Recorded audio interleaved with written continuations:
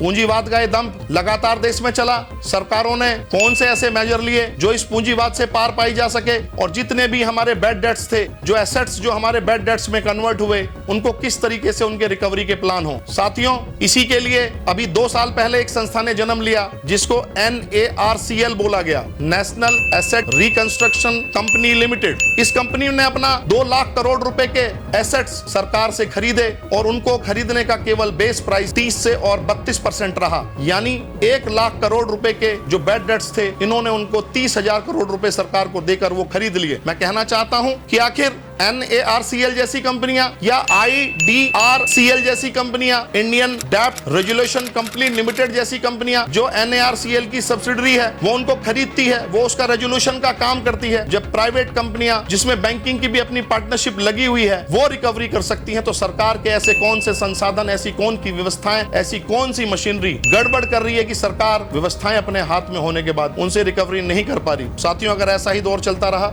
आज तो ये बात कहने की है, भविष्य में इसके और इंप्लीकेशन जाएंगे। और आज शिक्षा जिसको एक इन्वेस्टमेंट के रूप में देखा जाना चाहिए, उसके लाभ कमाने वाला डिपार्टमेंट के रूप में नहीं देखा जाना चाहिए। आज 5,000 स्कूलों पर ताला लगता है, कहीं शिक्षा को भी एक व्यवसाय के रूप में देखा जाता है, और 25,000 कहीं ना कहीं मधुशालाएं खुलती हैं, 25,000 कंपोजिट शॉप्स खुलती हैं, जिसमें आपको और बड़ी सुविधाएं दे दी गई हैं कि आपको वहां पे इंग्लिश वाइन भी, आपको वहां पे बियर भी, और जितने भी मादक पदार्थ हैं वो सबको एक जगह मिलेंगे। साथियों, 2025 के भारत में जहां 150 करोड़ की जनसंख्या हो, शिक्षा और चिकित्सा और स्वास्थ्य आज भी देश के लिए सबसे बड़ा मुद्दा हो, वहां शिक्षा को भी एक व्यापार के रूप में देखकर सरकारें और कार्यपालिका पैसे से तोलने वाली संस्थाओं में देखते हैं, तो सोचनीय है, विचारणीय है। कहीं एक तरफ ये कहते हैं कि कम्युनिस्ट पार्टी, जो कम्युनिस्ट सोच वाले व्यक्ति हैं, वो हमेशा किसान और मजदूर और गरीब के साथ खड़े दिखते हैं, लेकिन कहीं ना कहीं इनको हर एक पार्टी को ये सोचना पड़ेगा कि वो विचारधारा, कहते हैं तो कम्युनिस्ट लोग हैं, इनको अर्बन नक्सलाइट बोल देते हैं। नहीं, अर्बन नक्सलाइट नहीं, वो किसान, गरीब और मजदूर के लिए काम करने वाले व्यक्ति हैं। ऐसा नहीं है कि कम्युनिस्ट विचारधारा पूरी तरह से फेल है। आज भी आधे यूरोप में कम्युनिस्ट विचारधारा के लोग हैं, और कहीं ना कहीं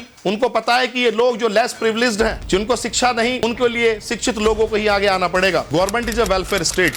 हमें सोचना पड़ेगा कि सरकार वेलफेयर से ऊपर उठकर क्यों काम कर रही है, क्यों पूंजीवाद को जन्म दे रही है, क्यों डिजिटल इंडिया के नाम पर नए नए इलेक्ट्रॉनिक कॉमर्स स्टोर्स को जन्म दे रही है। एक ऐसा भारत जो आज रोजगार के लिए तड़प रहा है, जूझ रहा है, लगातार देश की जनसंख्या बढ़ रही है, और रिटेल सेक्टर एक ऐसा सेक्टर जो सबसे ज्यादा रोजगार देता है। रोजाना सरकार अपनी नीतियों की वजह से उस सेक्टर को खत्म कर रही है। कोई दुकान नहीं खोल सकता, दुकान में मोबाइल अब नहीं बिकते, दुकान पर अब कपड़े नहीं बिकते, दुकान पर सब्जी अब नहीं बिकती, सारी सुविधाएं आपको बड़े बड़े मेगा स्टोर्स में चली गई हैं। आखिर इनके पीछे इंटेंशन क्या है?